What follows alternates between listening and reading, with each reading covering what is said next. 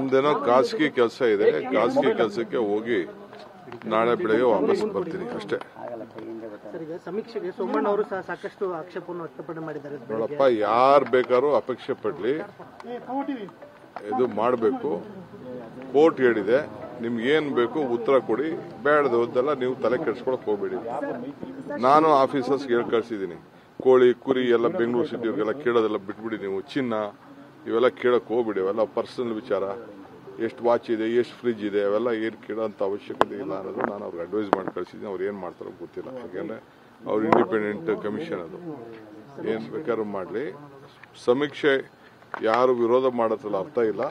ಸಮೀಕ್ಷೆ ನಮ್ದೆಲ್ಲ ಗಣತಿ ಸರಿ ಇಲ್ಲ ಅಂತ ಹೇಳಿದ್ರು, ಅದಕ್ಕೆ ನಾವು ಹೊಸದಾಗಿ ಅವಕಾಶ ಮಾಡಿಕೊಟ್ಟಿದ್ವಿ, ಎಲ್ಲರೂ ಪಾರ್ಟಿಸಿಪೇಟ್ ಮಾಡಲಿ. ಆಮೇಲೆ ನೋಡೋಣ, ಅದು ನಾನು ಹೇಳಕ್ಕಾಗಲ್ಲ, ನನಗೂ ಅದಕ್ಕೂ ಸಂಬಂಧ ಇಲ್ಲ. ಇಲಾಖೆಯವರು ಏನ್ ಮಾಡ್ತಾರೆ, ಕಮಿಷನ್ ಅವ್ರು ಮಾಡ್ತಾರೆ, ಅವ್ರು ಬಿಟ್ಟಿದ್ದು. ಎಲ್ಲರೂ ಕೂಡ ಪಾರ್ಟಿಸಿಪೇಟ್ ಮಾಡಬೇಕು ಅಂತ ನಾವು ಮನವಿ ಮಾಡ್ತೀವಿ. ನೋಡೋಣ. ಸಿದ್ದರಾಮಯ್ಯ 5 ವರ್ಷ ಸಿಎಂ ಅಂತ ಹೇಳಿ ಜಮೀರ್ ಅಹಮದ್ ಮತ್ತೆ ಪುನರ್